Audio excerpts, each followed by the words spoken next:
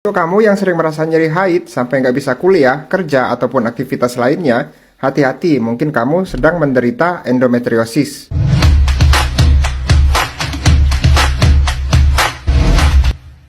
Sebenarnya, hampir semua perempuan kalau haid itu sering merasa kram di daerah perut bawah atau panggul. Kalau kondisi ini, ya bisa kita bilang adalah suatu kondisi yang wajar atau normal. Nyeri yang tidak normal pada haid adalah nyeri yang sampai membuat kamu tidak nyaman, atau setiap haid sampai harus minum obat penghilang nyeri.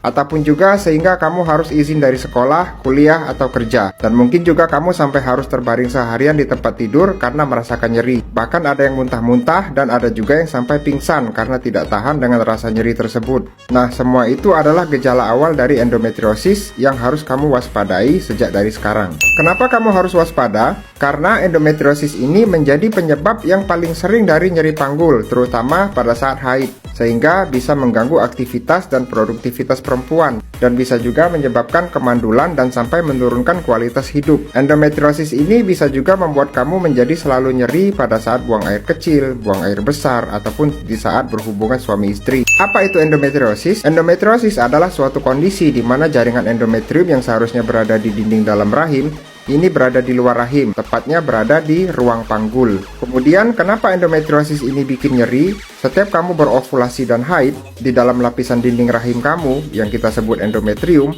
akan terjadi reaksi peradangan yang bisa memicu rasa nyeri tadi. Kalau peradangannya hanya di dalam dinding rahim, nyeri yang akan kamu rasakan pastinya masih dalam batas wajar. Nah, kalau jaringan endometrium yang seharusnya berada di dalam dinding rahim ini, sekarang berada di luar rahim, atau yang kondisinya biasa kita sebut sebagai endometriosis tadi, yang pasti efek nyeri dari reaksi peradangan yang akan kamu rasakan jauh lebih parah dibandingkan yang normal. Mungkin ada yang bertanya, kenapa ya dok saya bisa terkena endometriosis? Apa penyebabnya? Ada beberapa teori yang bisa menjelaskan hal ini. Yang pertama adalah teori Samson yang mengatakan kemungkinan darah haid kamu tidak hanya keluar lewat vagina, tapi juga keluar dari rahim melalui saluran telur atau tuba dan masuk ke dalam rongga panggul. Teori selanjutnya berpendapat bahwa sel endometriosis ini bermigrasi dari pembuluh darah di rahim kamu dan pindah ke panggul. Ada juga yang berpendapat adanya sel mesotel atau sel yang melapisi rongga panggul itu berdiferensiasi menjadi sel endometriosis. Yang pasti apapun penyebabnya,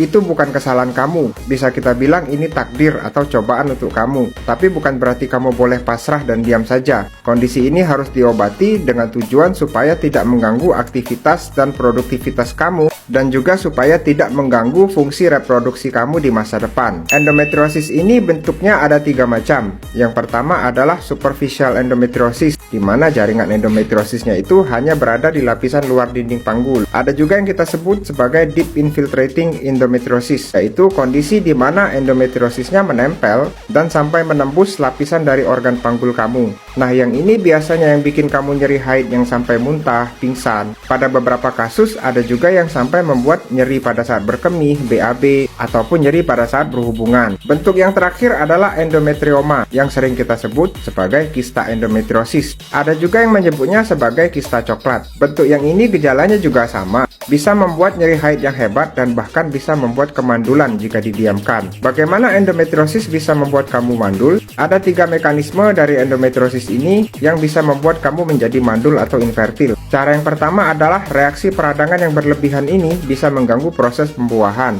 dan juga proses implantasi dari hasil pembuahan. Cara yang kedua adalah lesi endometriosis ini menempel pada saluran telur atau tuba, sehingga tuba kamu menjadi tersumbat. Akibatnya sperma suami dan sel telur kamu tidak bisa bertemu, sehingga pembuahan tidak terjadi. Cara ketiga adalah pada endometriosis yang berupa endometrioma tadi, yang artinya sel-sel endometriosisnya berada di dalam indung telur dalam bentuk kista, di mana akan terjadi peradangan dalam indung telur kamu, sehingga mengganggu pembentukan sel telur yang matang, dan juga menghancurkan cadangan sel telur kamu, sehingga kamu akan kesulitan untuk mendapatkan kehamilan. Kesimpulannya, kamu jangan pernah menganggap remeh akan endometriosis, dan kalau kamu merasakan gejala-gejala yang saya sebutkan tadi, segera berobat ke dokter. Meskipun mungkin kamu masih belum menikah, ataupun belum berencana menikah, ataupun juga kamu masih sekolah, kuliah, dan kerja. Karena endometriosis ini akan berdampak sangat buruk terhadap kualitas hidup, fungsi reproduksi, dan bahkan rumah tangga kamu di masa depan. Karena kasus endometriosis ini ceritanya panjang ya, dan gak akan cukup dalam satu video. Jadi saya pecah dalam banyak video. Untuk itu nantikan video-video selanjutnya ya.